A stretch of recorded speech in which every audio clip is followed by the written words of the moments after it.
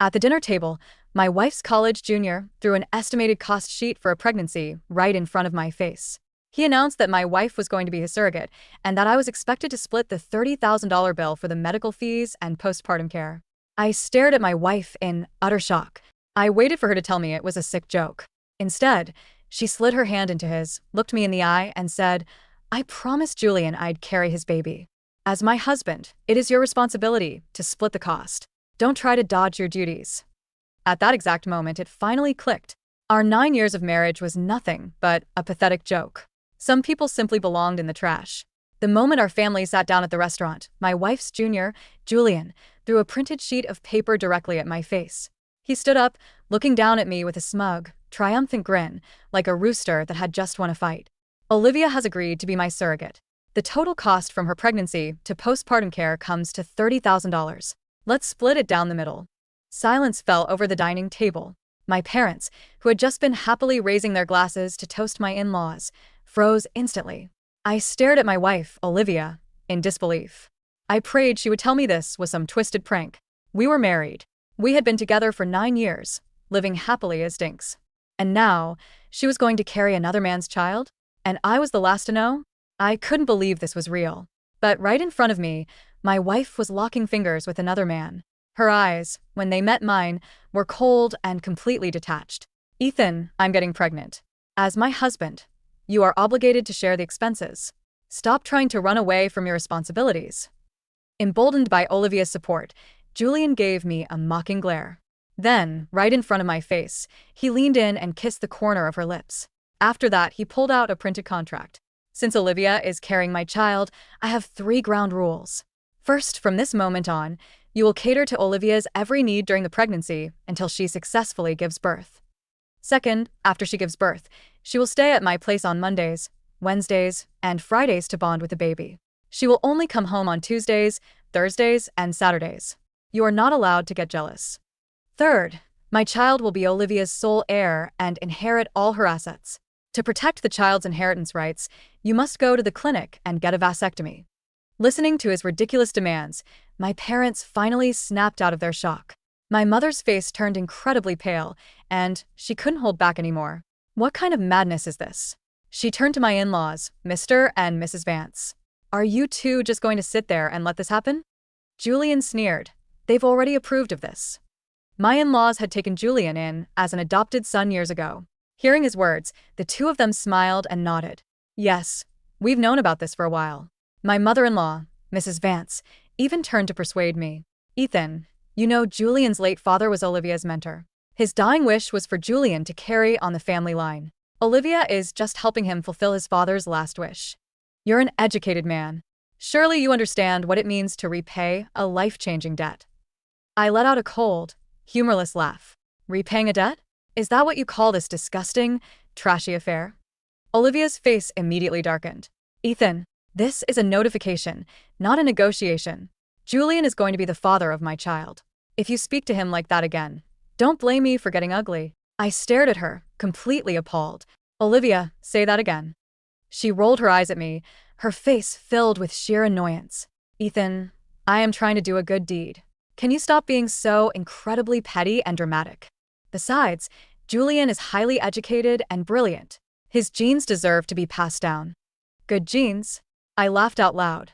"By good genes, do you mean his natural talent for being a homewrecker?" Julian's eyes instantly welled up with tears. Olivia slammed her hands on the table, standing up to shield Julian behind her. "Julian comes from a family of academics. What does a small-town nobody like you know about pedigree? Besides, you refuse to have kids with me. Why shouldn't I have them with someone else?" Her words pierced straight through my heart, and I smiled bitterly. Before we got married, she was the one who insisted on being a dink. She was the one who swore she would never give birth. To support her, I agreed and even defended our choice. Over our 9 years of marriage, my parents had dropped subtle hints about wanting grandchildren. I took all the heat from them just to shield her from the pressure. And now, she was using that exact choice as a weapon to attack me? At this moment, I finally saw the truth. My 9-year marriage was a joke. Since she wanted to ruin it, I was happy to tear it all down. I stood up abruptly, kicking the heavy wooden table over with all my strength. Plates shattered and greasy, colorful soup splashed all over Julian and Olivia. Julian screamed in panic. Olivia's face turned green with rage. Before she could scream at me, I raised my hand and slapped her hard across the face. Then, I looked at Julian. I'm done with this trash. If you want her so badly, you can have her. Olivia, we are divorcing. I articulated every single word, turned around and walked out. My parents, their faces dark with fury, stood up and followed right behind me. We left behind a chaotic mess and the humiliated Vance family. Olivia was shaking with rage, screaming at my retreating back. Ethan. How dare you bring up divorce? Do you think I'm afraid of you? Feeney. We'll divorce. Trust me, I will live a much better life without you. I didn't look back.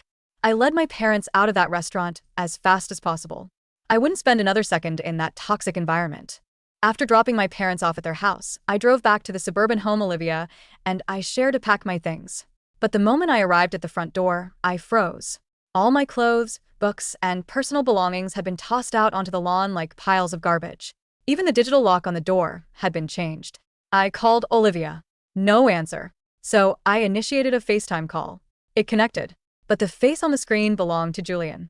He was wearing my favorite silk robe, lounging on my marriage bed. His collar was draped open, deliberately showing off fresh, red hickeys on his chest. Seeing me, he raised an eyebrow, his eyes dripping with smug provocation. Olivia and I are busy trying to make a baby. Why are you calling so late? Before I could speak, he waved his hand.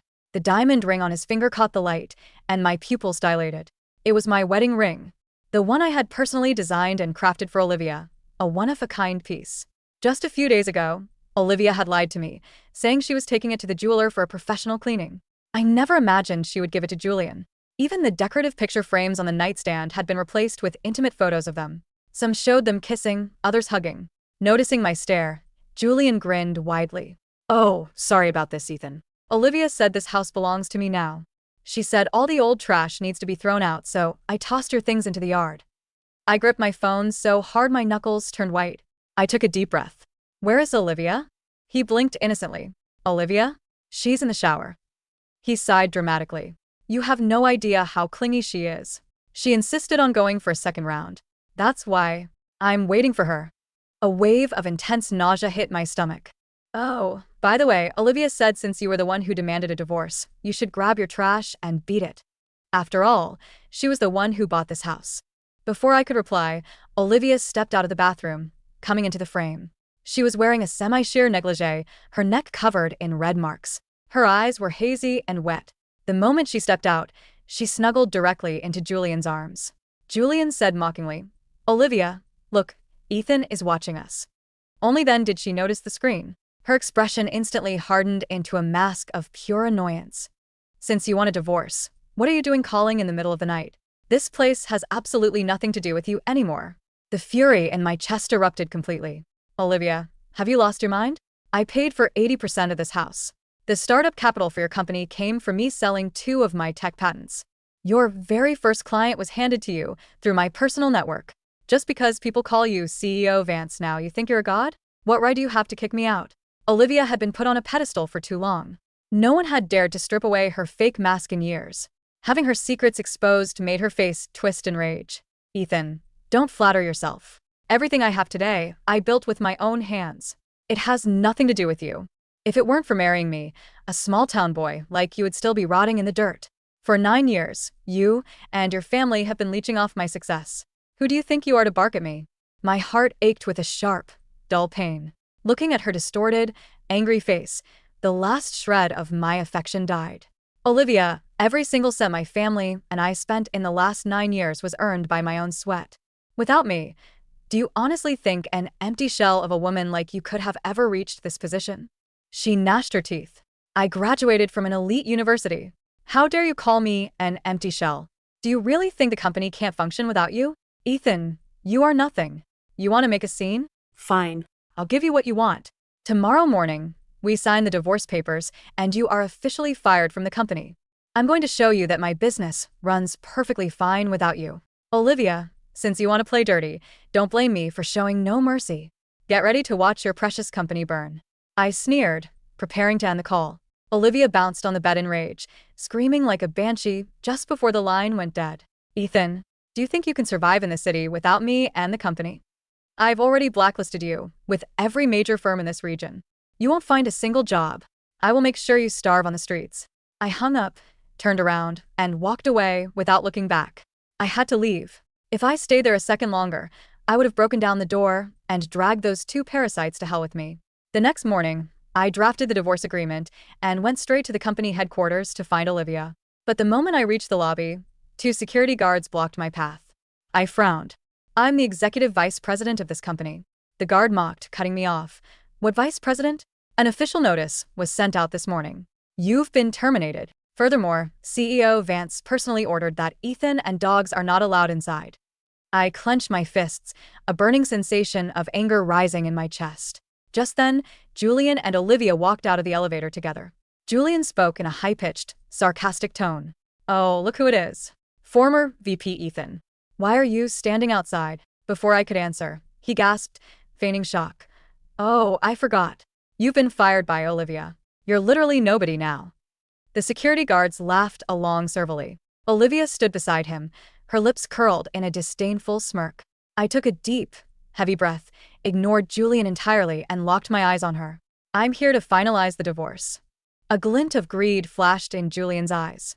Olivia sneered and slid a document out of her designer bag, handing it to me.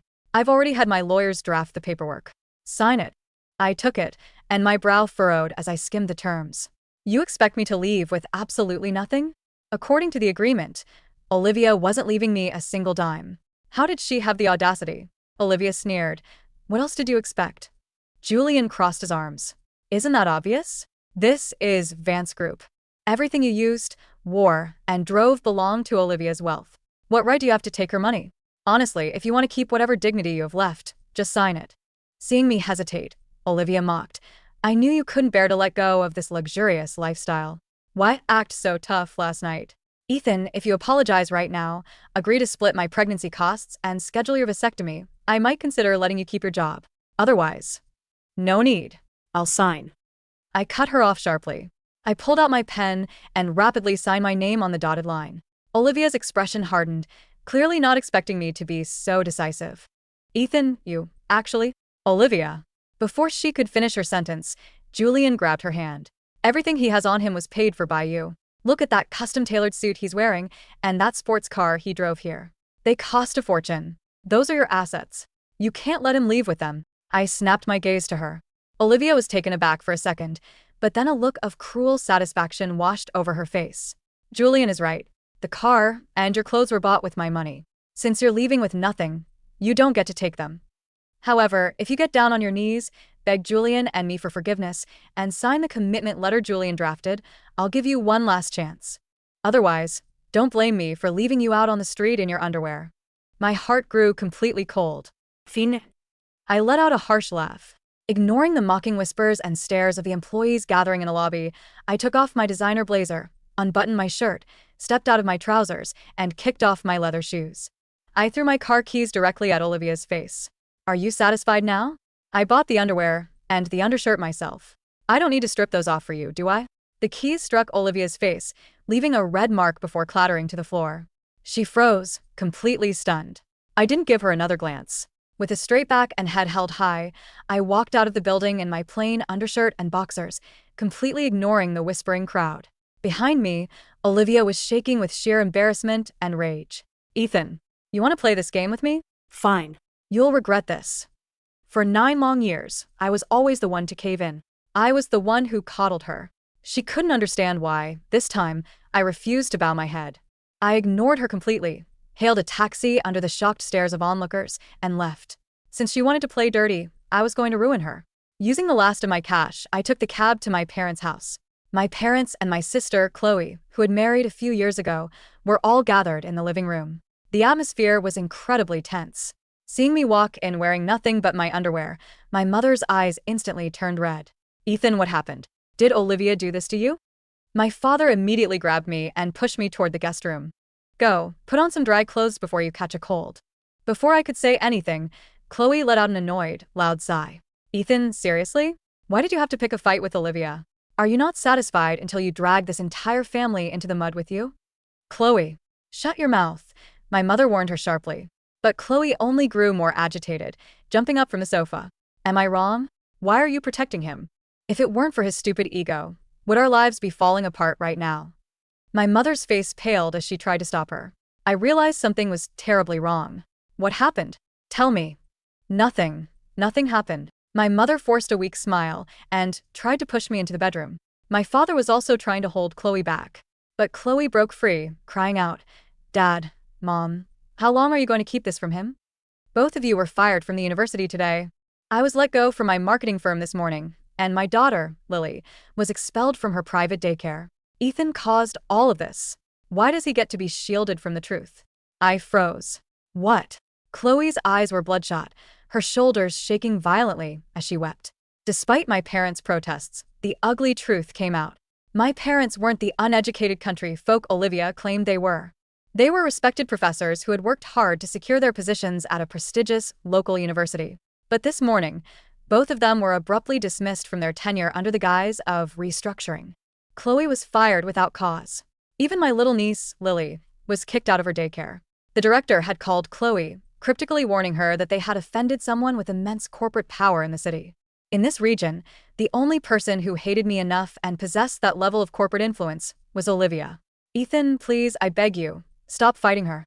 Chloe sobbed, her voice breaking. "Just go back to Olivia, apologize, and agree to whatever she wants." Clearly, she had heard about the surrogacy from my parents. My father couldn't take it anymore. "Chloe, if you say another word, you are no longer a part of this family. Your brother is the victim here. How can you stand there and kick him while he's down?" Chloe was on the verge of a breakdown. What am I supposed to do? I worked so hard for that promotion. Lily finally got into the best daycare. Now, everything is gone. I have a mortgage, a car payment, and Lily's future to think about. My throat felt incredibly tight, like I was suffocating. Taking a deep breath, I pulled out my phone and called my old business contacts, hoping to find a way out. I couldn't let my family suffer for my divorce. But every single person who picked up my call sounded terrified, as if I were a plague. Ethan, I'm sorry. Olivia made it very clear. Anyone who helps you is an enemy of the Vance Group. We can't risk our business. And contact at the university also whispered, "Ethan, someone filed an anonymous complaint accusing your parents of academic misconduct and ethical violations." The board had no choice. I finally understood. Olivia was trying to strangle me and my family financially, leaving us with absolutely no air to breathe. She was utterly ruthless. Before I could process the anger, my phone rang. It was Olivia. The moment I answered, her mocking laughter echoed through the speaker. "How does it feel to taste the consequences of crossing me? Do you finally see how insignificant you are, Ethan? Without me, you are absolutely nothing. But without you, I am still the powerful CEO of Vance Group." Oh, and in case you didn't know, we just secured a $20 million government tech contract. I knew exactly which contract she was talking about. It was a project I had spent 6 months pitching, working myself to the bone, and drinking myself to a bleeding ulcer to secure. The signing was supposed to happen this week. My hard work had been handed over to her on a silver platter, and she was using it to rub salt in my wounds. I hung up the phone without a word. In the living room, Chloe's quiet whimpering grew more painful to hear. I knew I had to act. "Don't worry," I said calmly. "By tomorrow, I will resolve everything." I went to the bedroom, put on a simple t-shirt and jeans, and walked out of the house. My steps were steady, and my posture was straight. I had to let them know that the sky wasn't falling. While waiting for an Uber on the sidewalk, I dialed a number. "Audrey, let's meet. I'm ready to sell you those tech patents." Olivia thought leaving me with no assets would ruin me. But she forgot one crucial thing. The core patents for the green energy project her company was developing were registered under my personal name, not the company's. Since I was no longer a part of Vance Group, I could sell those patents to whomever I pleased. Since she wanted to push me into a corner, I was going to tear her empire down. "Olivia, Julian, it was time to pay the price." 30 minutes later, I sat inside the private VIP lounge of the Grand Hyatt, looking across a marble coffee table at Audrey Sterling. She was the CEO of Sterling Dynamics, the largest tech conglomerate in the state, and Vance Group's fierce rival. Dressed in a sharp, slate-gray suit, Audrey took a slow sip of her espresso, her sharp eyes scanning the thick stack of patent documents I had placed before her. For 9 years, I had stayed behind the scenes, letting Olivia take all the public glory. Every time Vance Group won an industry award, I stood in the back row, smiling like a proud husband. I had let her claim my work as her own, because I thought we were a team. I thought my sacrifices built our shared Future. What a fool I had been. 14 core patents, Audrey said, setting her cup down with a soft click. Every single one of them registered under your personal ID, Ethan. Not Vance. Group. Not joint ownership. Yours.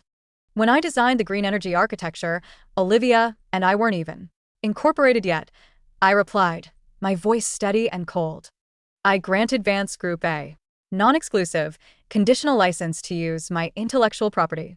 The contract explicitly states that if my employment with Vance Group is terminated, the licensing rights revert back to me immediately. Audrey's lips curved into a slow, vicious smile, and she fired you this morning in front of her entire staff. She threw me out in my underwear, I said simply. She thinks without Vance Group, I'm a beggar. She doesn't realize that without me, Vance Group is just an empty shell with a mountain of illegal overhead. Audrey leaned forward, placing a sleek black pen on the table. Name your price. I don't want a lump sum, I said. I want $50 million in cash.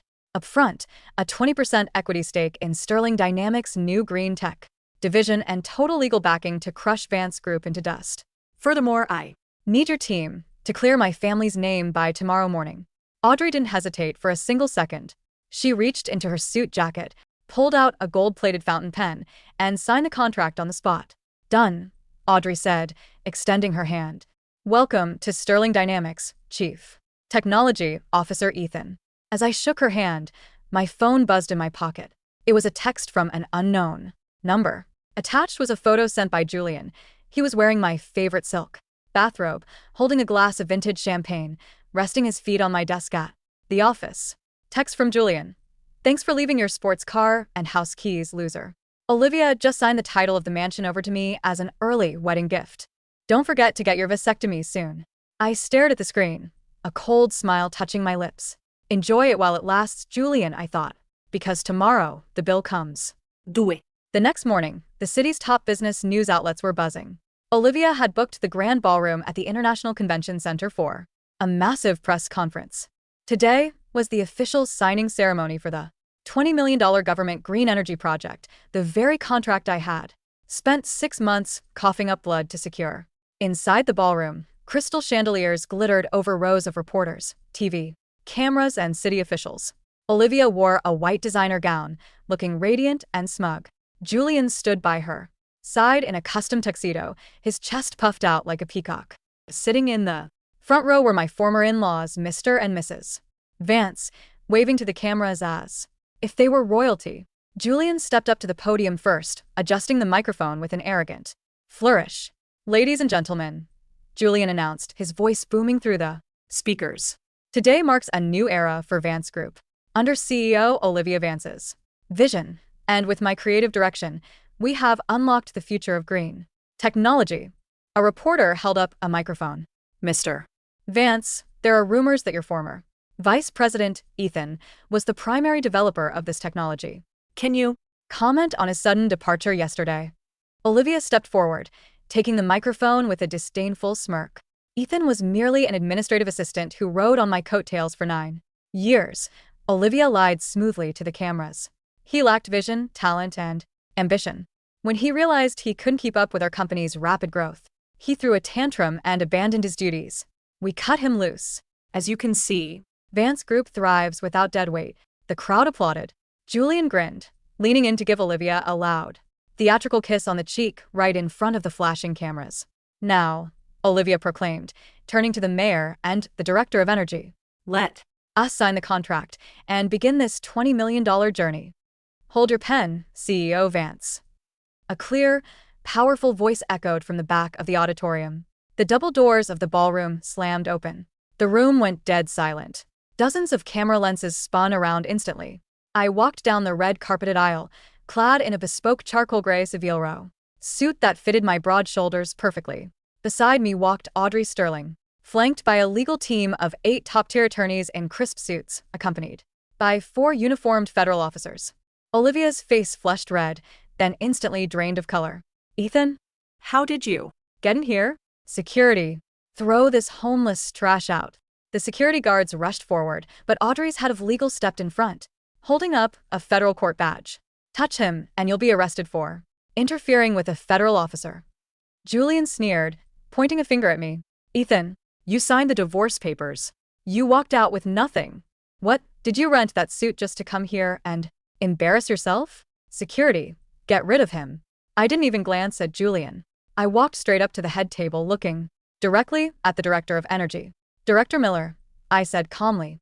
I am Ethan, the sole creator and patent holder of the Aegis 7 Green Energy Grid. I am here to inform you that Vance Group has committed massive corporate fraud. A wave of gasps erupted across the auditorium. Reporters began furiously snapping photos. Olivia slammed her hands on the table, her face twisting in rage. Ethan, shut your mouth. You're lying. The Aegis 7 technology belongs to Vance Group. Does it? I pulled out a thick leather binder and tossed it onto the table in front of Director Miller. These are 14 federal patent certificates registered under my personal name, I announced, my voice carrying over the sound of shutter clicks. Vance Group operated under a conditional licensing agreement.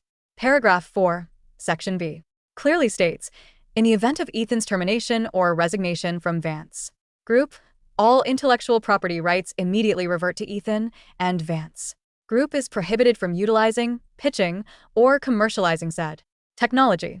Audrey Sterling stepped up, placing a legal injunction beside my patents.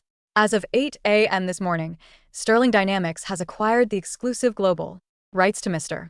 Ethan's Aegis 7 technology, Audrey said with an icy smile.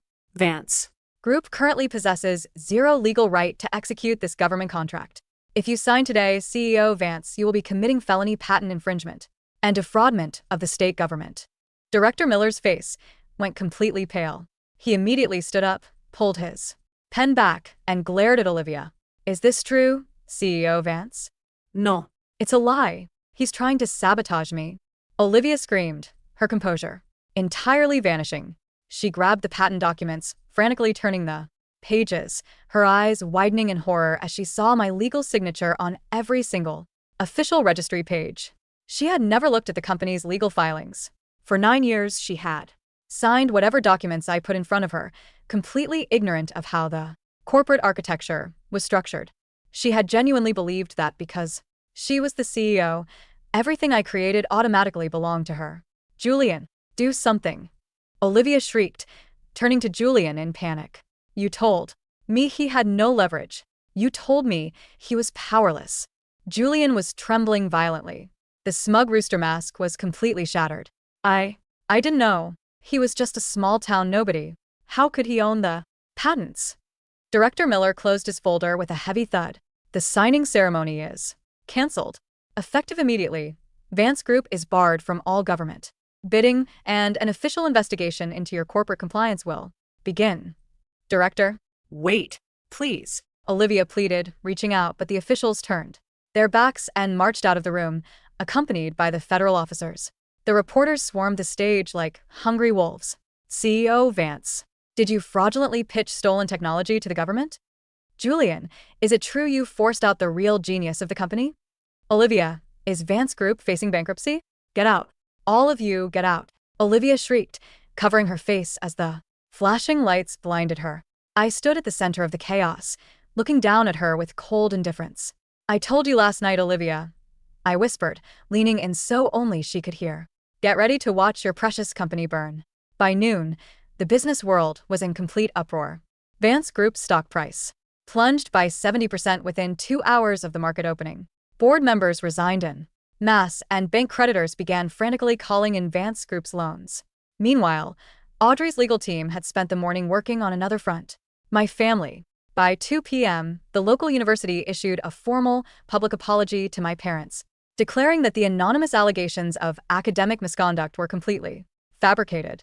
The university president personally visited my parents' home, restoring their tenure, offering a full back pay settlement, and firing the corrupt board member who had accepted Julian's bribe. At the same time, the private daycare director, who had expelled my niece Lily, was shut down by state inspectors for administrative violations, and Lily was immediately offered admission into the city's premier private academy, fully sponsored by Sterling Dynamics. When I arrived at my parents' house that afternoon, the atmosphere was completely transformed. Chloe ran up to me the moment I stepped through the door, bursting into tears and throwing her arms around my neck. Ethan, I'm so sorry. I was such an idiot. Chloe sobbed hysterically. I. Panicked. I was so scared of losing everything that I blamed you. Can you? Ever forgive me? I patted her back gently. It's over now, Chloe. Nobody is going to hurt our family ever again. My father walked over, his eyes red, and slapped a firm hand on my shoulder. Son, we saw the news. You did the right thing. A man who lets others trample on his dignity isn't a man at all. My mother hugged me tightly, tears streaming down her face. My brave boy. While my family celebrated our fresh start, the Vance family was entering a living nightmare. At 4 p.m., my phone rang. It was an incoming call from Mr. Vance, my ex-father-in-law. I picked it up and put it on speaker. Ethan, you ungrateful bastard. Mr. Vance roared through the speaker, his voice shaking with furious desperation. How dare you ruin Olivia's contract? Do you have any idea how much money we lost today? The banks are freezing our personal accounts. Mrs. Vance's shrill voice cried out in the background. Ethan, we took you into our family. We let a small-town boy like you marry our daughter. Is this how you repay us? You're destroying us. I let out a soft, mocking laugh. Took me in? I said coldly. For 9 years, I paid off your mortgage. I bought your luxury SUVs. I paid for Julian's college tuition and his lavish vacations abroad. You didn't take me in. You leached off me like parasites. Ethan, please. Mrs. Vance's tone instantly shifted to desperate begging. We. We're wrong. Olivia was confused by Julian. She didn't mean it. Come back. Please. Tell Sterling Dynamics to withdraw the lawsuit. We can still be a family. Family? I sneered. Tell Julian to sell the diamond ring he stole from me. That should cover your grocery bill for a week. I hung up the phone and blocked their numbers permanently. When a ship starts sinking, the rats are always the first to eat each other.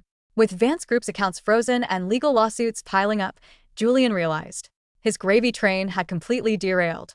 The $30,000 surrogacy fee he had tried to force me to split was actually just a cover for a massive gambling debt he had accumulated at an illegal offshore casino. Desperate to save his own skin, Julian sneaked into the Vance mansion late that night while Olivia was out frantically meeting with emergency investors. Using Olivia's personal laptop and security codes, Julian attempted to wire $2 million, the very last of Vance Group's liquid reserves, to a private account in the Cayman Islands, intending to flee the country that very night. What he didn't know was that Audrey's cybersecurity team had been monitoring Vance Group's accounts around the clock. The moment the wire transfer was initiated, the system flagged the transaction and alerted the police. At 2 a.m., Olivia returned home to find police cruisers parked in her driveway, red and blue lights flashing against the mansion's facade. Inside the master bedroom, officers were slamming Julian onto my former marriage bed, snapping handcuffs onto his wrists. Olivia, save me. Tell them I had permission. Julian screamed, writhing in terror as he was dragged off the bed. Olivia stood in the doorway, staring in absolute disbelief at the open laptop on the nightstand. The screen displayed the offshore wire transfer receipt, along with Julian's open luggage filled with her stolen jewelry, designer watches, and bearer bonds. You were stealing from me? Olivia gasped, her eyes wide with shock. You stupid bitch. Julian dropped all his sweet, gentle pretense, spitting at her face as the officers pulled him up. You really thought I cared about carrying on my family line with you? I only came back because you were rich. You're an old, dry, arrogant woman who nobody can stand. Ethan was the only idiot stupid enough to treat you like a queen, and you threw him away for me. You deserve to go bankrupt. Olivia stumbled backward, hitting the hallway wall as if she had been struck by lightning. No. Olivia sobbed, collapsing onto the floor as Julian was dragged out in handcuffs. At that exact moment, the truth slammed into her with brutal clarity. The man she had protected, the man she had insulted her husband for, was nothing more than a heartless scammer. And the husband she had humiliated, stripped, and cast out was the only person in the world who had ever truly loved and protected her. 3 weeks later, the morning sun shone bright over the glass tower of Sterling Dynamics' new research headquarters. I stood in my spacious executive office on the top floor, sipping black coffee, as I looked down at the city skyline. Beside me, Audrey was reviewing the quarterly growth projections for our newly launched green energy unit. Vance Group filed for Chapter 7 bankruptcy this morning, Audrey said, setting down a tablet. The court is liquidating all corporate assets to pay off their debt. the mansion, the luxury cars, the office building, everything is going under the hammer. And Julian? I asked calmly. Sentenced to 8 years in state prison for corporate embezzlement, grand larceny, and bank fraud. Audrey replied. Your former in-laws put their life savings into Julian's fake investment fund, so they've lost their house too. They're currently living in a rented studio apartment on the outskirts of town. Just then, my secretary walked in, looking slightly awkward. Mr. Ethan, there is a woman downstairs in the lobby. She's been standing outside since 6 a.m. She refuses to leave until she sees you. I glanced out the floor-to-ceiling window. Down on the plaza below, a disheveled figure was standing in the rain. It was Olivia. She was wearing a faded coat, her hair matted and wet, her face pale and gaunt. The arrogant, pristine CEO Vance was completely gone. She looked like a shadow Of a human being. Do you want me to have security remove her? Audrey asked softly. I paused, then set my coffee cup down. No. I'll end this myself. I walked out of the glass doors of the Sterling Tower into the light rain. The moment Olivia saw me, her bloodshot eyes lit up with wild, desperate hope. She stumbled forward, falling to her knees right on the wet concrete before me, clutching at the hem of my trousers. Ethan, please. Olivia wept hysterically, her body trembling violently. I was wrong. I was blind. Julian manipulated me. He tricked me. He gave me drugs. He lied to me. Nobody forced you to throw my clothes into the yard, Olivia, I said, my voice as cold as ice. Nobody forced you to give him my custom wedding ring. Nobody forced you to fire me and try to ruin my family. I was crazy. I was possessive and stupid. Olivia cried, grabbing my hands, soaking them with her tears.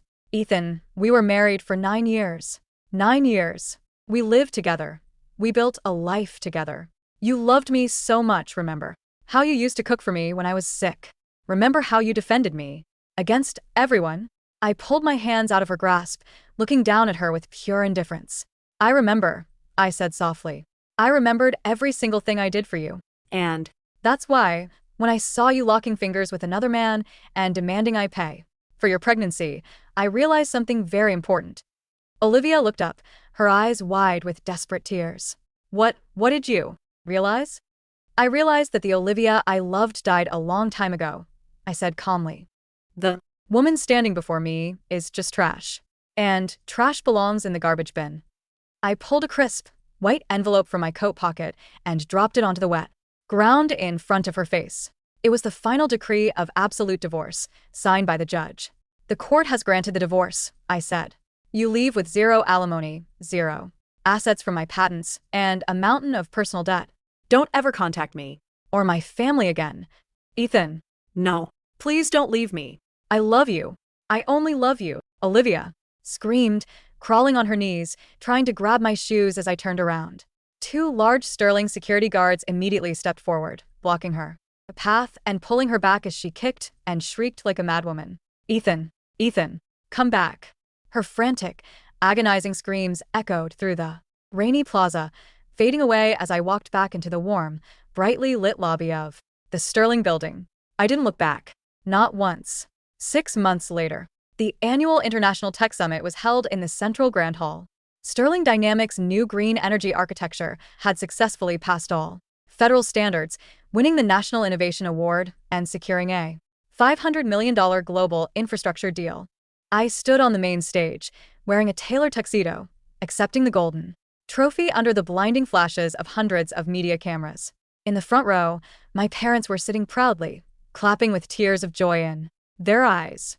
Chloe was sitting beside them, laughing happily with little Lily on her lap. Audrey stood at the side of the stage, raising her champagne glass to me with a brilliant smile. After the ceremony ended, I stepped out onto the balcony to enjoy the cool evening breeze. Looking out over the glittering lights of the city, my phone chimed with a news notification. Local news brief. Former CEO Olivia Vance was sentenced today to 2 years of community service and mandatory wage garnishment following the final liquidation of Vance Group. She is currently working as a night shift sanitation worker at the Central Bus Station to pay off court judgments. I glanced at the headline for a second, then swiped the notification away, without feeling a single ripple in my heart. She was completely irrelevant to my life now. Hey, partner. Audrey walked out onto the balcony, handing me a glass of vintage champagne. What are you thinking about? I took the glass, looked up at the vast, clear night sky, and felt the warm breeze against my face. I'm thinking, I smiled softly, clinking my glass against hers, that the weather is beautiful tonight.